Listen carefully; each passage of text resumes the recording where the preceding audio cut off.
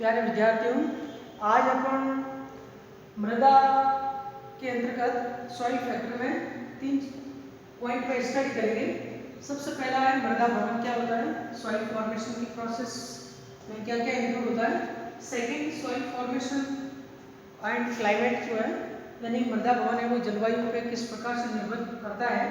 और तीसरा, एक फुल्ली प्रिपेयर्ड फर्टाइल सॉइल जो है उसका अपन जब एक सेक्शन काटते हैं वर्टिकल सेक्शन तो उसे सॉइल प्रोफाइल कहते हैं और उसमें कौन कौन से ओरिजिन्स हैं, हॉरिजॉन्टल वेरिएबिलिटी है, इस संबंध में डिस्कस करेंगे। तो सबसे पहले अपन सॉइल फॉर्मेशन की प्रोसेस को समझते हैं। मृदा भवन जो होता है यानी मृदा का निर्माण होने की प्रक्रिया, ये मुख्य रूप से 2 चरणों में संपन्न होती है। पहला चरण वेदरिंग होता है जिसे अपक्षन कहते हैं। इसके अंतर्गत मृदा के बड़े बड़े जो चट्टान के बड़े बड़े जो खंड होते हैं, पेरेंट जो रॉक मटेरियल होता है वो विभिन्न प्रकार की जो भौतिक, रासायनिक और जैविक क्रियाओं के द्वारा उसका टूटना होता है, यानी उस बड़े जो रॉक पार्टिकल है उनका छोटे छोटे कणों में टूटने की प्रक्रिया है वो फर्स्ट वेदरिंग कहलाता है। और उसमें 3 प्रोसेस जो है वो फिजिकल, केमिकल और बायोलॉजिकल प्रोसेस सम्मिलित हैं। तो यहाँ पे सबसे पहले जब अपन फिजिकल प्रोसेस यानी भौतिक अपक्षन की बात करते हैं तो कोई भी रॉक, पेरेंट रॉक मटेरियल जो होता है, क्योंकि मृदा भवन जो होता है वो प्रकृति में निरंतर जारी रहता है और उसको बनने में सैकड़ों या हजारों वर्ष का समय लगता है। और इसमें सबसे पहला फैक्टर जो है वो फिजिकल वेदरिंग है। इसके अंतर्गत जो टेम्परेचर एक बहुत बड़ा फैक्टर है। टेम्परेचर में जैसे वेरी हाई टेम्परेचर है, वेरी लो टेम्परेचर है, फ्रीजिंग पॉइंट से नीचे, या वेरी हाई टेम्परेचर है, हाई प्रेशर है। तो ये ग्लेशिएशन है, जैसे ग्लेशिएशन होता है। तो ये जितने भी प्रकार के प्रोसेस होते हैं इनके द्वारा बड़े जो चट्टान के पार्टिकल्स हैं, चट्टानें वो टूट के छोटे छोटे टुकड़ों में टूट जाती हैं और जिसके बाद में फिर दूसरी रासायनिक और फिर जैविक क्रियाएं संपन्न होती हैं। तो जिसके अंदर एक जैसे आर्टिफिशियली अपन जो माइनिंग वगैरह करते हैं वो भी इसमें सम्मिलित हो जाएगा। लैंड स्लाइड है, ये सारी प्रक्रिया भौतिक अपक्षन में आती है। इसके पश्चात जब अपन रासायनिक अपक्षन की बात करते हैं तो केमिकली बड़ी चट्टानें जब छोटी चट्टानों में टूट जाती हैं उसके पश्चात वाटर के प्रेजेंस में, क्योंकि वाटर जो होता है जल वो यूनिवर्सल सॉल्वेंट कहलाता है, इसके प्रेजेंस में विभिन्न केमिकल रिएक्शंस होती हैं जिसके द्वारा जो चट्टानें हैं उसके साथ जल जुड़ता है या उसके साथ विभिन्न प्रकार के ऑक्साइड बनते हैं, ऑक्सीडेशन है, रिडक्शन है, विभिन्न प्रकार की रासायनिक क्रिया होती है जिसके द्वारा चट्टानें और छोटे छोटे कणों में विभक्त होती है। तो उसके अंदर जैसे एक रिडक्शन होता है जिसे अपन अपचय कहते हैं, ऑक्सीडेशन होता है, इसके बाद कार्बोनेशन है, हाइड्रोलिसिस है, जल अपघटन जिसे कहते हैं हाइड्रोलिसिस। और ये जो प्रक्रिया जो है एक रिडक्शन, ऑक्सीडेशन, कार्बोनेशन, हाइड्रोलिसिस, ये विभिन्न प्रकार की जो प्रक्रियाएं जो होती हैं इसके द्वारा ये रासायनिक अपक्षय के अंतर्गत तो जो चट्टानें होती है वो बारीक कणों के अंदर छोटे छोटे टुकड़ों में टूट जाती है। इसके पश्चात जो है वो बायोलॉजिकल यानी जैविक अपक्षय की बात आती है। और जैविक अपक्षय के अंतर्गत जब चट्टानें छोटे कणों में टूट जाती है, इसके बाद जब इकोलॉजिकल सक्सेशन की प्रक्रिया स्टार्ट होती है तो उसमें सबसे पहले उस एरिया में पायोनियर वेजिटेशन के रूप में लाइकेन्स वगैरह जो प्लांट होते हैं उनके द्वारा लाइकेनिक एसिड्स, डिफरेंट टाइप के ऑर्गेनिक एसिड का स्रावन होता है और वो इन चट्टानों की ऊपरी परत को छोटे छोटे कणों में विभक्त कर लेते हैं और फिर इन प्लांट के डेड पार्ट, कार्बनिक पदार्थ जो होते हैं उनके साथ मिलते हैं वाटर के प्रेजेंस में और एक महीन परत का निर्माण होता है। तो कोई भी प्लांट के रूट के द्वारा जो एक्सोडेशन जो है उनके द्वारा जो अलग अलग प्रकार के एसिड्स वगैरह है वो निकलते हैं और ये जो खनिज जो पार्टिकल्स होते हैं उनके साथ में मिलकर के चिलिएशन का कार्य करते हैं। एक चिलिएशन प्रोसेस होती है, उसे चिलेट्स कहते हैं। ये एक प्रकार के कॉम्प्लेक्स होते हैं और इनका निर्माण होता है जिससे कि मृदा भवन जो है वो वेटिंग है वो तीव्र गति से संपन्न होता है। इसमें जहाँ पे हॉट और ह्यूमिड क्लाइमेट होता है, टेम्परेचर वेरी हाई होता है, ह्यूमिडिटी ज़्यादा होती है और रेनफॉल ज़्यादा होता है, ऐसी स्थान पे वेटिंग की प्रोसेस जो होती है वो काफ़ी फास्ट होती है।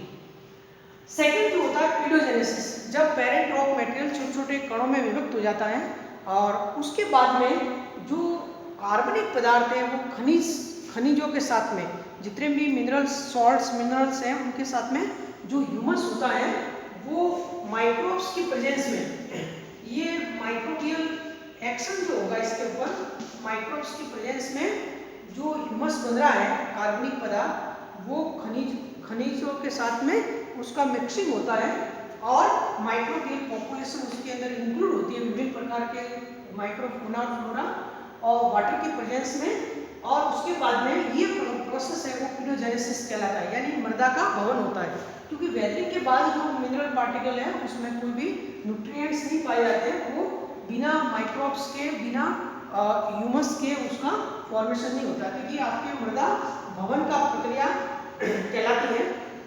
और उसके पश्चात जो है वो सॉइल है वो फुली प्रिपेयर्ड सॉइल कहलाती है। सॉइल का जो नेक्स्ट जो है सॉइल फॉर्मेशन और क्लाइमेट जो है, मृदा भवन और जलवायु किस प्रकार से संबंधित है। किसी भी भौगोलिक क्षेत्र पे सॉइल का फॉर्मेशन जो है वो कितने समय में होगा और कितनी गहराई की सॉइल बनेगी या कितनी फर्टिलिटी उसकी होगी, ये वहाँ के क्लाइमेट पे डिपेंड करता है, वहाँ की जलवायु क्या है उस पर डिपेंड करता है। क्योंकि पूरी अर्थ का जो फिजियोग्राफी है वो डिफरेंट टाइप की है, कई पठारी भाग है, कई हिली टेरेन है, कई प्लेन है, डेजर्ट है, सॉल्टी एरिया है, सब अलग अलग है, हाई एल्टीट्यूड है, कॉनिफेरस फॉरेस्ट है, टेम्परेट रीजन है, ट्रॉपिकल रीजन्स है, सब ट्रॉपिकल रीजन्स है। तो इन सभी स्थानों पे सॉइल फॉर्मेशन की प्रोसेस में सॉइल के अंदर न्यूट्रिएंट की क्वालिटी, ऑर्गेनिक मटेरियल की क्वालिटी और क्वांटिटी और उनके बनने की प्रक्रिया में अलग अलग समय लगता है। इसके अंदर कुछ इंपॉर्टेंट जो है, इसमें सबसे पहले लैटराइजेशन की जब अपन बात करते हैं, यानी लैटरीकरण जो होता है, लैटराइजेशन में लैटराइट प्रकार की सॉइल बनती है और ये ब्राउन रेड कलर की सॉइल होती है, ब्राउन रेड या लाइट रेड कलर की सॉइल होती है। ऐसे भौगोलिक प्रदेश जहाँ पे रेनफॉल वेरी हाई होता है, रेनफॉल वेरी हाई और ह्यूमिडिटी ज़्यादा होती है और टेम्परेचर वेरी हाई, यानी हॉट ह्यूमिड और हाई रेनफॉल वाले एरिया में, जैसे अपने इंडिया की बात करते हैं तो साउथ इंडिया में वेस्टर्न घाट्स जो है, केरला वगैरह एरिया जो है, वहाँ पे इस प्रकार का लैटराइजेशन प्रोसेस मिलता है और वहाँ पे जो न्यूट्रिएंट्स है उसका डाउनवर्ड मूवमेंट हो जाता है, लीचिंग हो जाती है, परंतु उसमें ऑक्साइड्स जो होते हैं, एल्यूमिनियम है, फेरस है, इनके ऑक्साइड जो है, सेस्मिक ऑक्साइड्स है, उनकी मात्रा बढ़ जाती है, जिसके कारण ये मृदा दिखने में भूरी लाल कलर की दिखाई देती है, तो इसे लैटराइजेशन की प्रक्रिया कहते हैं। ये हॉट ट्रॉपिकल क्लाइमेट में होती है। दूसरा पोर्ट सॉइलाइजेशन जो होता है, इसके अंदर पोर्ट सॉइल बनती है, ये ट्रू सॉइल होती है जहाँ पे सब ट्रॉपिकल एरिया होता है, डेसिडियस फॉरेस्ट पाए जाते हैं, वहाँ पे ऑर्गेनिक मैटर एक पर्टिकुलर सीजन में उसका लीफ फॉलिंग होता है और वाटर की प्रेजेंस में वहाँ पे ह्यूमस का निर्माण बहुत ही ज़्यादा मात्रा में होता है और वो बहुत ही उपजाऊ सॉइल होती है, ये पोर्ट सॉइल कहलाती है, पोर्ट सॉइलाइजेशन कहलाती है। ज़्यादातर अपने मध्य भारत की मृदा इसमें अंतर्गत आती है। फिर मेलानाइजेशन जो है, मेलानाइजेशन के अंदर यहाँ पे हैवी ह्यूमस के कंटेंट के कारण जो सॉइल है उनके अंदर ऑर्गेनिक मैटर जो है वो ब्लैक कलर का दिखाई देता है और जिसे अपन मेलानाइज सॉइल कहते हैं। और नेक्स्ट कैल्सिफिकेशन जो है, कैल्सिफिकेशन की प्रक्रिया जो है, ये जो मेलानाइजेशन की अगर अपन बात करेंगे तो जहाँ पे टेम्परेट क्लाइमेट होता है, जहाँ कॉनिफेरस फॉरेस्ट है, जहाँ लिग्निन टैनिन की मात्रा ज़्यादा होती है, तो ऐसे स्थान की जो सॉइल होती है उसमें वो एसिडिक नेचर की होती है और उसमें माइक्रोबियल पॉपुलेशन बहुत कम होता है, जिसके परिणाम स्वरूप ऑर्गेनिक मैटर का जो डिकम्पोजिशन है वो काफ़ी स्लो होता है और सॉइल ऑर्गेनिक एसिडिक नेचर की होती है और जिसके कारण सॉइल की ऊपरी परत है वो ब्लैक कलर की स्पष्ट परत के रूप में हॉरिजन्स दिखाई देते हैं, इसे मेलानाइजेशन कहते हैं। तो ये ज़्यादातर कॉनिफेरस फॉरेस्ट में पाई जाती है। और पोर सोलाइजेशन में ज़्यादातर ग्रासलैंड जो होता है उसमें होता है। कैल्सिफिकेशन में जहाँ पे एरिड जोन होते हैं और सॉइल के अंदर अगर कैल्सीकरण की प्रक्रिया ज़्यादा होती है तो कैल्शियम कार्बोनेट ज़्यादा बनता है तो वो धीरे धीरे लीचिंग के बाद में निचली परतों में पहुंच जाता है और वो धीरे धीरे कैल्शियम कार्बोनेट की चट्टानें बनती हैं। तो ऐसे ज़्यादातर डेजर्ट या सूखे एरिया में इस प्रकार की मृदा जो रहती है जहाँ पे रेनफॉल भी कम रहता है, टेम्परेचर हाई रहता है। और अंत में ग्रेजुएशन की बात करते हैं जहाँ पे वाटर लॉक्ड कंडीशन होती है या वाटर लॉक्ड कंडीशन या ऐसे स्वैम्प एरिया है या फिर अपन नॉर्दर्न एरिया की बात करते हैं टुंड्रा और टैगा जो है टुंड्रा रीजन के अंदर, तो वहाँ पे जो सॉइल जो होती है वो वाटर लॉक्ड कंडीशन में होती है। वहाँ पे पिट का निर्माण ज़्यादा होता है। कुछ विशेष प्रकार के ब्रायोफाइट या विशेष प्रकार की वनस्पति पाई जाती है जो वहाँ पे पिट का फॉर्मेशन करती है। तो इस प्रकार से वो सॉइल इरिगेशन की प्रक्रिया कहलाती है। तो ये और सॉइल फॉर्मेशन और क्लाइमेट के साथ किस प्रकार की मृदा बनती है इस पर अपन ने चर्चा की है। सबसे और नेक्स्ट जो है सॉइल प्रोफाइल की बात करेंगे, मृदा परिच्छेदिका, यानी कि अगर अपन किसी डेसिडियस फॉरेस्ट या एक ग्रासलैंड जो है या एक फर्टाइल एग्रीकल्चर लैंड है उसकी सॉइल को अगर अपन वर्टिकल सेक्शन अगर काटते हैं, एक खड़ी काट के उसको जब अपन उसमें हॉरिजॉन्टल वेरिएबिलिटी को देखेंगे तो ये जो एक फुली प्रिपेयर्ड सॉइल को जब एक वर्टिकल सेक्शन के द्वारा काटा जाता है और उनके अंतर्गत जो डिफरेंट लेयरिंग है या हॉरिजॉन्टल वेरिएबिलिटी को शो करने वाला जो डायग्रामेटिक रिप्रेजेंटेशन है वो सॉइल प्रोफाइल मृदा परिच्छेदिका कहलाता है। इसमें कुछ अपन डेफिनेशन लेंगे। सबसे पहले वर्जन का मतलब होता है सस्तर। वर्टिकल सेक्शन में सॉइल के अंदर डिफरेंट जो कलर की जो लेयरिंग जो होती है जो कि नियर बाय जो लेयरिंग है उससे उसकी जो स्ट्रक्चर और उसका न्यूट्रिएंट क्वालिटी या कलर डिफरेंट है उसे अपन हॉरिजन कहते हैं, सस्तर कहते हैं। अगर अपन बात करते हैं जैसे कि मेलेनाइजेशन जहाँ होता है वहाँ पे ये स्पष्ट रूप से पहचाना जा सकता है। पोर सोलाइजेशन में थोड़ा सा स्पष्ट नहीं होता है। एक बात आती है पीडोन की बात आती है। ये पीडोन क्या होता है कि अगर कोई फुली प्रिपेयर्ड सॉइल है उसको अपन 3 डायमेंशनल सेक्शन काटेंगे। ये जैसे सॉइल सरफेस पे दिख रही है, ये प्लांट इसमें लगा हुआ है हर्बेसिस प्लांट, ये उसकी सॉइल का सरफेस है, टॉप एरिया है और ये उसकी ऊंचाई है, ये मोटाई है और ये उसका लेंथ है। तो ये तीनों इसमें डायमेंशनल में ये एक अपन को व्यू दिख रहा है और इसमें अपन को टॉप व्यू से लगा करके साइड से और गहराई में सारी स्ट्रक्चर दिख रही है।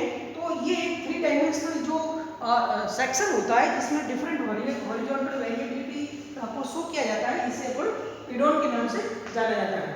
अब देखिए जब एक सेक्शन के अंदर सॉइल प्रोफाइल में अपन डिफरेंट हॉरिजन की बात करेंगे तो इसमें मेन जो हॉरिजन है सबसे पहले वो हॉरिजन होता है, सबसे ऊपर का हॉरिजन है जिसे अपन ओ हॉरिजन कहते हैं। ये वो हॉरिजन है। ओ हॉरिजन के नीचे ए हॉरिजन होता है, ए के नीचे बी हॉरिजन होता है, फिर सी हॉरिजन होता है और सबसे नीचे आर हॉरिजन होता है। तो ये डिफरेंट हॉरिजन है। इसमें आर हॉरिजन सी हॉरिजन में सब डिवीजन नहीं है। बी हॉरिजन में कई हल्का सा वेरिएशन होता है तो उससे B1, B2, B3 में डिवाइड कर सकते हैं। परंतु जो आपका जो ए हॉरिजन है उसके 2 भाग है, A1 और A2 जो है ये दोनों हॉरिजन है और ये वास्तविक सॉइल के अंतर्गत ये आता है। और ओ हॉरिजन जो है ओ हॉरिजन के अंदर O1 और O2 है और ओ हॉरिजन में जो O2 है उसे A0 हॉरिजन भी कहते हैं और O1 को A00 हॉरिजन भी कहते हैं। अब देखिए इसके अंतर्गत अगर अपन ओ हॉरिजन और ए हॉरिजन और बी हॉरिजन, क्योंकि यहाँ ही सबसे ज्यादा न्यूट्रिएंट इसी लेयरिंग के इसी जोन में पाए जाते हैं, ओ हॉरिजन, ए हॉरिजन और बी हॉरिजन, तो इसको मिलाकर के टॉप सॉइल नाम दिया गया है।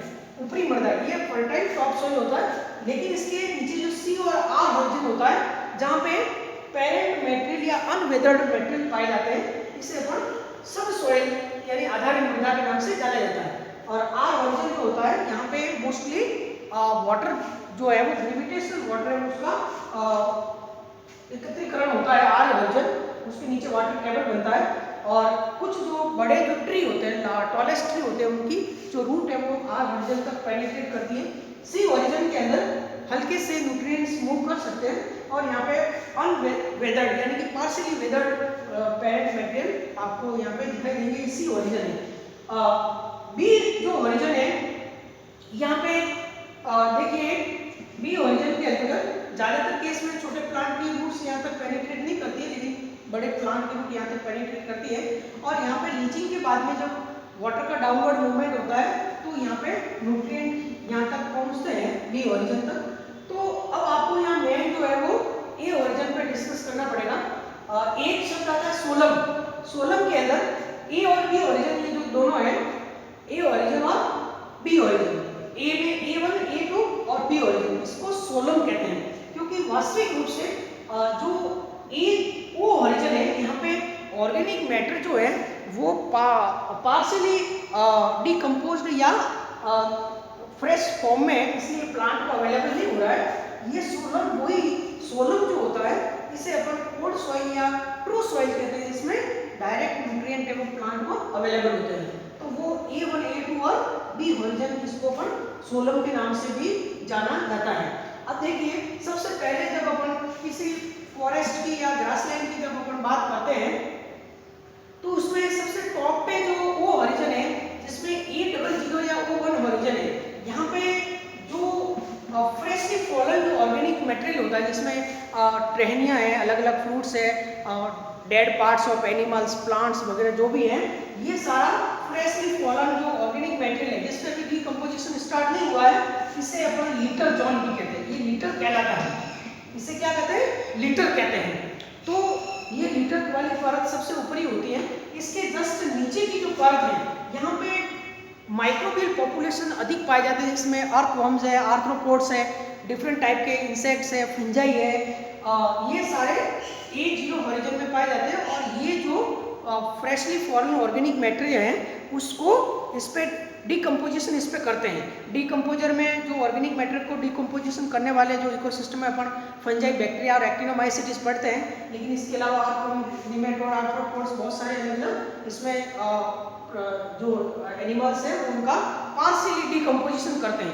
पार्शियली डिकम्पोजिशन का मतलब होता है कि जो ऑर्गेनिक मैटर है उसको अगर आप आइडेंटिफाई या रिकॉग्नाइज नहीं कर पाते हैं, जबकि A00 में जहाँ लीटर है वो लीटर आप स्पष्ट रूप से उसको रिकॉग्नाइज किया जा सकता है। तो ये नीचे वाला जो पार्शियली डिकम्पोज ऑर्गेनिक मैटर है इसके लिए वर्ड आता है डप, और ये एग्जाम में पूछा जाता है लीटर और डप में क्या अंतर होता है।